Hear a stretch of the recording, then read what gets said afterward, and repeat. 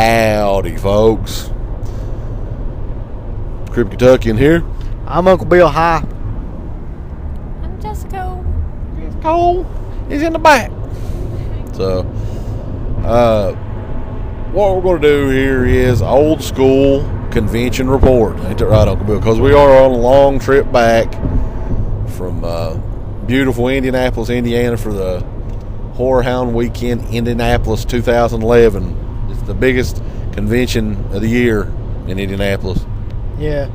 And you got to keep in mind that even before we were guests at conventions, we were just going to conventions, you know, as fans. And we used to always do these somewhere or another. There's some sort of like convention roundup type of thing where we just talk about all the stuff that we did and bought and anything interesting that happened. So that's what we're going to do now. Yeah, so let's go down. We'll go start on Friday. We get there on Friday, kind of late.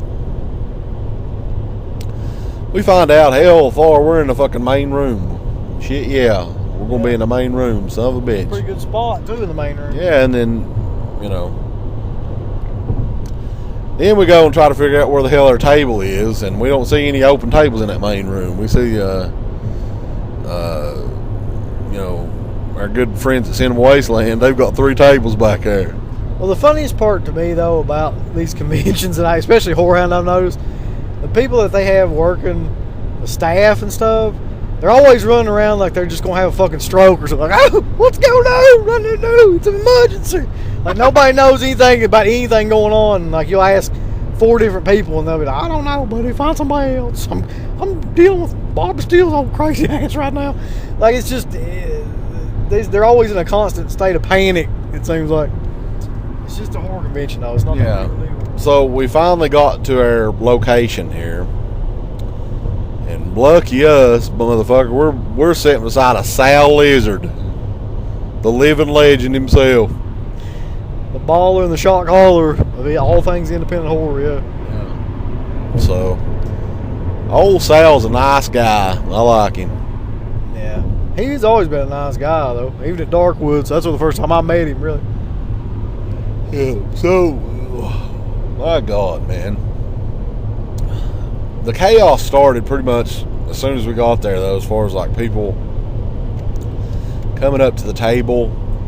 And my God, we were just fucking selling shit like crazy on Friday. Like, I was like, holy shit, we're going to sell out of Into the Pit today, maybe. Yeah, we almost did, really. Yeah. But we didn't. Friday was amazing for a first day. I'll say that, for especially selling stuff at the table. I'm trying to think of everybody we actually met on Friday. Of course, got Crater and Candace and Justin, and they all showed up. You also got like Mike Morrissey. You know, he came by. Golly, he was like, what is it? Abby and James, yeah. Slippy. Slipster, yeah. Which I thought that was fucking hilarious, though, because Slippy works with this lady named Anya. We've known her for a long time. She does a lot of the producing work on a lot of the documentaries and stuff that he does. And she was there at the show the whole time, but Slippy like, never told her exactly where we were at and never invited her to go anywhere with us or anything. So it's just like, she's just there. He's like, you're going to sit your ass in the hotel room and do nothing after the show. So, yeah. And a lot of people we got to meet for the first time, too. And I don't really, you know, want to name all the names because I know I'll forget. But, yeah, all the people that came out and bought stuff. It was really just, yeah, I knew it would be our biggest show as far as like money-wise and stuff goes. Just because the Indianapolis show, man, like, my God, like there's just so many people in and out of there that weekend. It's just insane. And, yeah. But everybody that came out and bought stuff, like we had one guy spend almost $100 on just fucking DVDs from us. Cool. Yeah, that was insane. as far as stuff that we actually did, though, the only person that I even really talked to on Friday would have been Danny Hicks from Intruder. He seemed like a real nice guy and everything. And Felsher kind of introduced me to him because I'm a huge fan of Intruder. Always have been, like, since I saw it. And Felsher, I guess, is too as well. So he just kind of, like, took me up there. And that guy was great, though. He was doing the lines from the movie and real nice, talkative dude. Yeah, I think on Friday I had met Catriona McCall and Carlo Malico from the Gates of Hell, a.k.a. City of the Living Dead. And I got the signatures on the, the one-sheet Gates of Hell poster, which is awesome. And, man, Catriona McCall, like, I don't know if Carlo Malco, he can't really speak English that well, so I didn't really say a whole lot to him. I don't know if you did. You met him the next day. No, I didn't meet him. I thought you did. Anyway, Catriona McCall, though, was like, of course, we had an interview with her last year. Man, fucking really, really cool. Yeah, she's like one of the nicest people in the world, and she's real, like, comfortable, it seems like, with people. Like, a lot of people, you can tell they're just kind of standoffish with the fans, and she's never been like that, though. Yeah, oh shit. And really just a beautiful lady too. I mean, she's aged really well. I mean, I'm sure she's like probably in her late 50s, early 60s. Just a really, I don't know. I've always had like a crush on her or something ever since I've seen those movies. Yeah. So then, let's see. I don't think I met anybody else that day. Did you go and see anybody else besides her? I don't believe so. How about you, Jess? Who'd you meet that you want to talk about? I didn't meet anybody. She didn't meet anybody? Why? Yeah, this is always the way it happens, too. Try to get her to go meet Jeffrey Combs I wanted to. the whole week. I'm scared of Jeffrey, Aaron. No, I wanted to, but we never got a chance to. She never got a chance to meet him. He actually took Tom Atkins' mustache for the weekend. We were on the elevator with I think Tom Atkins actually pissed Crater off this time, and that's something you just don't do. Yeah, he did, which is hilarious. Because one thing you don't do to Crater is cut him off while he's talking, buddy. It's true. So, yeah, Friday was, let's see, we can talk about the shitty service at the hotel restaurant. Yeah, we originally we just decided to go down to the restaurant that's actually a part of the hotel and just try to get something to eat there. But when we got there, it was all completely packed. So Steve was like putting our name down and stuff, and we were standing off to the side, and they started taking other people in front of us, and we're like, what the hell going on? So then he goes back up there and says it again, the name of our party and stuff, and they finally put it down. And then it's like 45 minutes later, we're still waiting there, and then they tell us, like, even when we sit down, it'd be another hour because the kitchen's like an hour behind. And everybody that works there is a piece of shit. They really were, though. Like, those women at the front were the biggest assholes you'd ever meet. Yeah, so we decided to order too many pizzas, and we did. We ordered, like, what the fuck? We ordered 4 or 5 pizzas. 4, yeah. For Papa John's, and actually it worked out perfect. It was almost perfect timing because we got done in plenty enough time to not only eat, but to see the University of Kentucky Wildcats beat the shit out of Ohio State. I enjoyed that. We didn't really beat the shit out of them. We did beat them, though. Well, still, if you beat them at all, it's beating the shit out of them. It was awesome because I absolutely did not think they'd win that game at all, but I was amazed because in order for them to win that game, they would have to play almost a perfect game, and they did, really. Like, everybody on that team was almost perfect. Yep. So anyway, from that point, and this just fucking tells you how goddamn busy we are at these fucking shows. We arrived for the screening of Burial Ground, which features a live commentary by, or no, we already did Burial Ground. Goddamn it, Home Sweet Home. The live commentary for Home Sweet Home, which was voted on the DEADPIT message board. And the screening room that we had was way too fucking big for, I mean, our crowd of people. There's like, it seated like 300 people, close to 300 people. And I don't know, I'd say there's probably about 50 people there looking back at the pictures and stuff. You had me and you and Slippy doing it. You know. Yeah, we all had mics, and it was on a big stage, and the screen was pretty huge. And I was impressed. I mean, they gave us a really cool setup. You know, and Horrorhound this time had the entire hotel. You know, they had different areas everywhere. It was really well spaced out. The commentary went pretty good considering how shitty the movie is. But for those of you guys that missed it, that's actually going to be the show for this week. We're going to have that commentary. We had it recorded, and Rob Scott recorded it with some high-tech equipment he brought. And we'll have that available for you. Now, the quality may not be as good as, you know, the commentaries you normally hear, but it's still pretty damn good. We heard some of it, so you'll be able to check that out. Our very first live commentary at a convention. Yeah. I mean, I thought it turned out really, really well. The crowd was really into it. That movie is just a piece of shit from hell, but, I mean, it went well. What did we do after that, though? Did we just go back? I think we talked for a little while after that and just decided to go back shortly thereafter and just go to sleep because we had the biggest day ahead of us, which was Saturday. And yeah, the show's like goddamn. The main celebrity room on Saturday, even though they did split like everything up into different sections and stuff, it was still so fucking crowded. You could barely move in that room. Like, I mean, I only went in that room maybe once or twice on the Saturday. And yeah. Yeah, if I had any complaint about this show, it would be that. Like, that room is just too damn narrow. Like, the way they've got it set up is way too narrow for the amount of people that they got in there.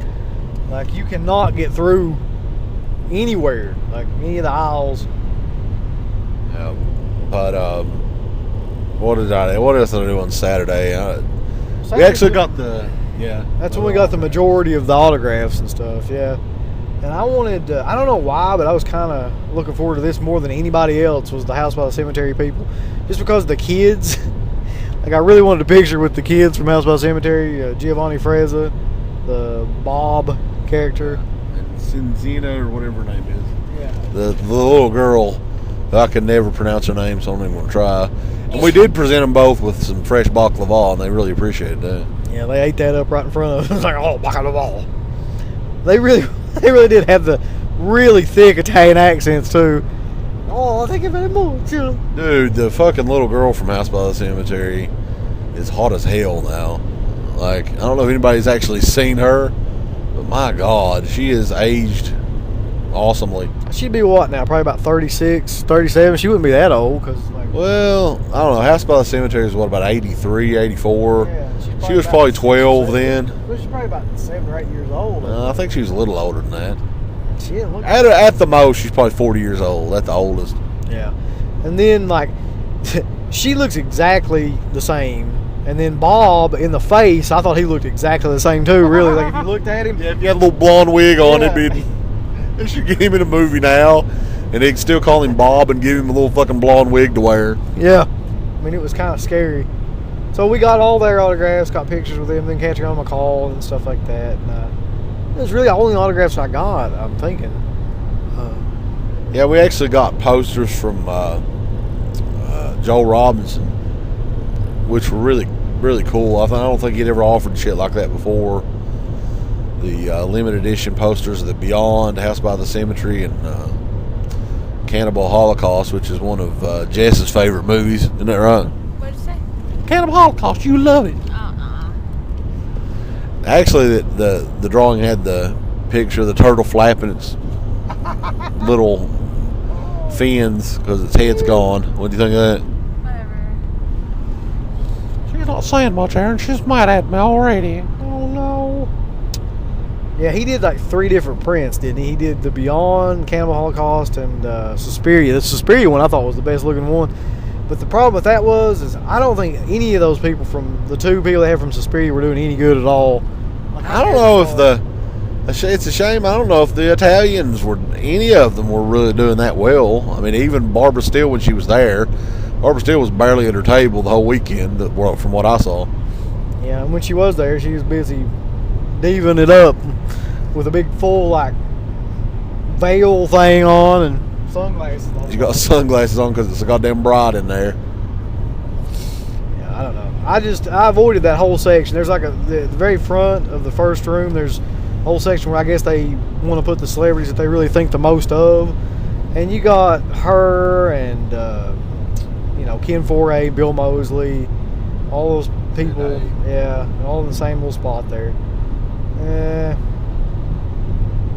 You had a lot of celebrities in the Mask Fest area too. Like they'd actually like put all the Halloween 3 people, and Kane Hodder was in Mask Fest area. Dick Warlock was there. I don't know. They had a ton of celebrities at this show. Like so many that I didn't see half of them. I mean, I didn't go. Like I know the Boondock Saint guys and Corey Feldman were in a separate area, which we never saw. I never saw any of those guys. We saw one of the guys from the Boondock Saints last night rubbing Joe's head down for some reason. That Norman Reedus guy. Yeah. No, I just don't care that much about the Boondock Saints at all. And Corey Feldman was he was only there Friday and Saturday, so the line Friday was like 2 hours. The line Saturday was probably 3 or 4. I just can't see myself doing that at this point. Yeah, so we skipped Corey Feldman, and I don't really care. I mean, a lot of the stuff with Corey Feldman in it would be cool if it was like an ensemble group. Like if they had a Stand By Me reunion or something like that, that'd be more of a must to get him. But just get him by himself, fuck it. Who cares? What else? Like Saturday night, we all went out. Well, we didn't all go out. All 3 of us, Rob Scott, who we hung out with, who enjoyed the comforts of our floor all weekend. Yeah. And Slippy, the Slipster, all went to Outback Steakhouse. Jess liked it, didn't you? Yeah. She don't want to talk right now, Aaron. It was a great meal though.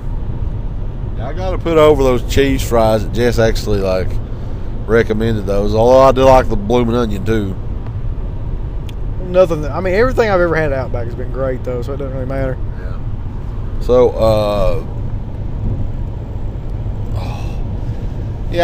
it was just overall I don't know, we can talk about some of the other celebrities, some of the rumors that's been going around, like something with Kane Hodder, which happened last night. Like, I don't know the whole detail behind it, but he got pissed off and ripped a fucking door off in the bathroom on one of the bathroom stalls. Like, somebody really fucking irritated him. I don't know. That's not a guy you want to fuck with, folks. I'm just going to tell you. Because when he's lightly choking you, he can actually, cause you to pass out. He's done it before. Yeah. But did somebody piss him off? I thought he might have just been, drunk. I don't know the whole story. That's the thing. I know that, police were called. I don't really want to. I don't know what else is. What else we can say about that? But something else we've got to mention on here, though, and I know people call us homophobic and every damn thing else, but we were talking to everybody about this, and I don't know if it was a celebrity that caused. I don't know who it is, but it was Barbara Steele maybe or something. I noticed this, and everybody, I was thinking, nobody mentioned it, and I think somebody finally in our group brought it up, which, it's fine, but I just know, you never see it at a horror convention. Randomly, just out of the blue, 2 normal, you never expect, like look like a son and a father making out in the fucking convention area. Yeah, I've never seen that at a show either. Oh, and you see like the transvestites everywhere, you know, and you see, I saw dozens of, you know, other, I don't know what it is. Maybe I can ask Nathan and find out. But yeah, I've never seen that at a horror convention before, and I saw it like numerous times over the course of the weekend. Yeah, like I said, I don't know what was going on there, but there was definitely something different. Because, I mean, like you said, you just don't ever see that really. I mean, there's usually a couple of people that come down that, you know, are gay or something like that. But this was like, it was almost like there was a convention for people that were transvestites and transsexuals and stuff there or something. Yeah, and it's like openly, like, you don't see, look at it like this. You never see a girl and a guy openly make out right in front of everybody at a horror convention. Do you? I've never even seen that. Well, yeah, sometimes if it's like 3 o'clock in the... I'm talking about in the middle of the night, middle of the day. No. Anyway, we'll find out what the deal was with that. But We'll get to the bottom of it. yeah, I was like, because it wasn't just us. It was numerous people asked us about this and was like, what was the deal? You know, so we will find out. I don't know. Maybe it was a particular guest that we're just not thinking of. These people are like, woo! I can't think of who it would be, though, really. Yeah. But, hey, overall, man, I had a lot of fun at this show. And we actually today, I mean, we're driving back here. This is like a little bit after 4 on a Sunday. And the show, we closed the booth up really early because we were all tired and wanted to get back. I know Jessica's got to work tomorrow for sure, and me and you got the day off, so we're good. Woo! But before we left, we actually did go buy some masks. Yeah, today was Maskamania. It was running wild. Would Jess want to say a couple of words about the mask she got? I got my Pennywise mask. I wanted that for a whole year, though. I wanted it from last year all the way until this year, and I didn't let him forget that I wanted that mask. Kept telling him over and over and over again, I want that mask. Well, you got it now. How does it feel? I was really happy. I was holding it like a baby. I did. We said you're going to practice breastfeeding it. Yeah, I'll practice on evil Pennywise with all of his teeth. I'll feel real good. You know you have to do it when the baby has teeth, though, too. He'll fucking rip your goddamn nipple off. The babies don't have teeth that early. They get teeth pretty fucking early. It doesn't, like, gnaw on your boob or nothing. God. Yeah, like, I mean, the big thing I knew we were going to do eventually was get this particular mask, which was the evil Pennywise mask from, is it Dark Side Studios? Yeah, who we got masked from last year, the same guy.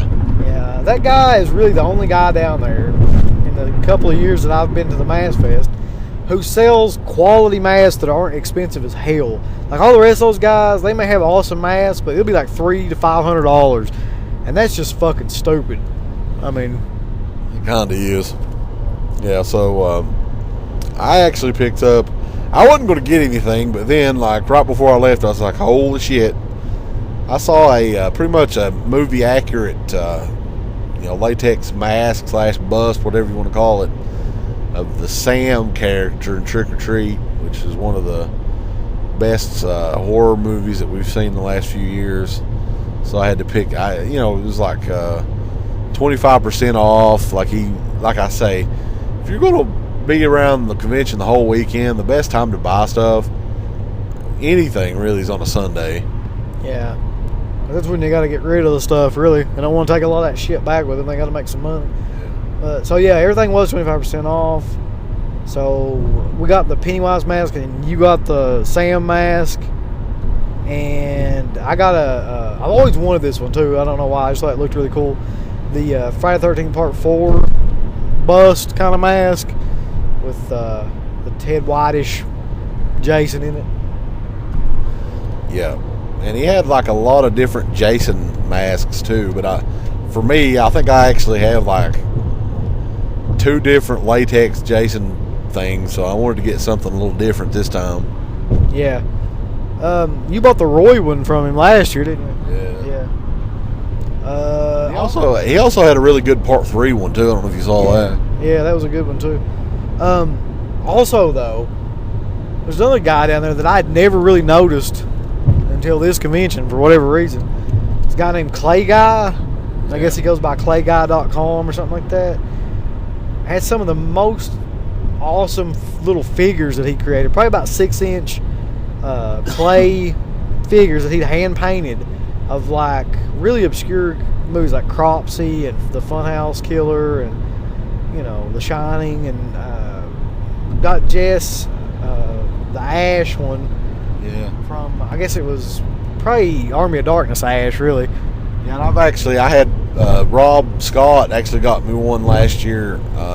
He was in Cincinnati, and he actually has a Madman one too that is really fucking like really detailed, and all of his are just amazing little figures. I mean, I don't know what, if you want to call them figures, figurines, whatever. But yeah, I mean, some of the other stuff we got, I got a shitload of stuff for my birthday from various people. You guys picked me up a sloth mask. Yeah, when I saw that, I immediately knew that's what I was going to get you. Just because, first of all, it looks pretty much exactly like the fucking, I mean, it looks like Sloth, and it's a really good replica mask. But I mean, second of all, it wasn't that expensive. I mean, it wasn't hugely expensive. Like, it actually, I thought was a pretty good deal for how the mask looked. Yeah, it was like I didn't even know they had officially licensed Goonies masks, but that was one of them. Yeah, it was from Warner Brothers that actually licensed it out. So, and Crater got me a fucking Dusty Rhodes figure that kicks ass. Yeah, it was pretty awesome.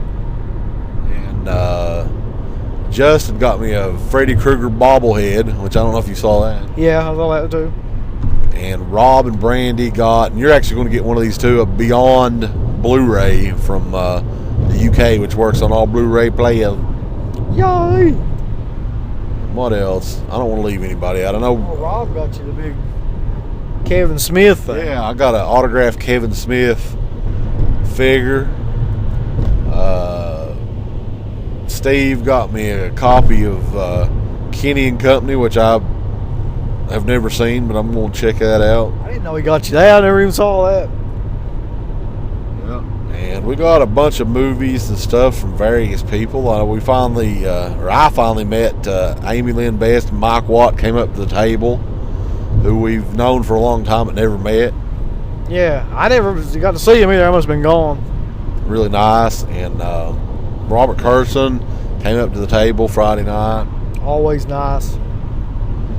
We didn't really talk to Tiffany Shappas. That was the one big regret that. And she was always busy, though. Every time I was in the room, she always had a bunch of people talking to her. So I was like, hell. But what are you going to do? Yeah, same with me, though. Like, the times when I would go back there and see her, there'd be like 4 or 5 people standing around her. So you don't really want to, like, interrupt somebody doing business. Yeah. I let her take it to the pay window, baby, after those fucking Kyoto in Kentucky she went to. Yeah, especially the Lebanon one. 1.5, yeah. I'm sorry, Tiffany. Tiffany Shep is so goddamn bored at Darkwoods 1.5, she started texting my ass. Like, where the fuck are you at? Why'd you do this to me? I was like, I never said I was going to Darkwoods 1.5. I know Kentucky. I know Lebanon's a little. Not even a one-horse town, it's a half-horse town. I never knew that there were people protesting that, though, too. Protesting what? The show. Like, it was like a religious thing. Ah, fuck them. Protesters and stuff out there. Fuck them. But hey, it was a very well run show. The guys, I talked to Nathan, man. I mean, these guys really try their best to put on the best show they can, and you know, there's a lot of people out there that have nothing better to do but just talk trash about conventions. And look, there's always going to be issues at shows, and you know, nothing is ever going to go 100% right. You know, it's just not. That's just how it is. But overall, man, I thought this was a great show. I enjoyed it. I had a lot of fun, and you know, I'm looking forward to you know, the next Horrorhound show when it comes along. Yeah, me too. I mean, the Horrorhound shows are always really well run, and they've always got a really great guests and stuff like that. So can't really complain about it that much. I don't know why some people insist on doing it. Really. Yeah. I mean, just the vastness of this show, the amount of people that was in and out of there, it's pretty amazing. And like the same people that want to bash that show will fucking go on for like hours and putting over shows where like the main guests are fucking, you know, William Girdler's cousin or something like that.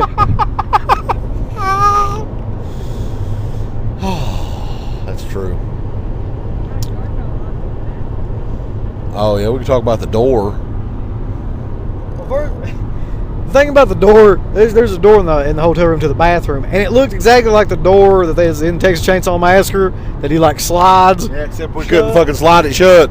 But I could not figure out why the hell they would put a door like that in a hotel room. Like, it looked so out of place, even with the way the wall was made and everything. It's like, what the fuck? Yeah, because like usually if you see a door like that, the door goes back into the wall. Yeah. But this was actually slid onto the wall. Yeah, I'll never be able to figure that out, like why that was there that way. Yeah. And we actually called a maintenance man last night that goddamn motherfucker never showed up. There is no maintenance man. Fuck you. So basically, yeah, the door to the bathroom fell off its hinges, and like we could have spent the whole weekend. So we had to watch each other shit all weekend. That was pretty good though. But yeah, I mean, it was a great show, and Nathan, I mean, I really appreciate like the invitation out to the show, and he's just one of the very few just humble convention promoters out there. I mean, there's a lot of, I ain't gonna name any names, there's a lot of guys that when they promote a convention, they think that they're the fucking master and the ruler of the fucking universe, and they have just like a huge, chip on their shoulder. But he's one of the really cool, like, just laid back guys that just, chills and parties with the fans. I mean, he's a fan too. Yeah, him and Aaron are actually really, really big fans of horror in general, and I guess that's why the shows always come off really well too. So that is it, I guess, for our big rundown convention, Horrorhound 2011, and we're still probably a good 3.5 hours away from Prestonsburg and Paintsville. Yeah, it's gonna be a while yet, but we at least killed about a half an hour talking to you motherfuckers. So it was well worth it. So tune in this coming Friday to hear the live commentary over one of the shittiest goddamn slasher movies ever made, Home Sweet Home. And we will be back in a couple of weeks, and we'll keep you posted here on DEADPIT.com.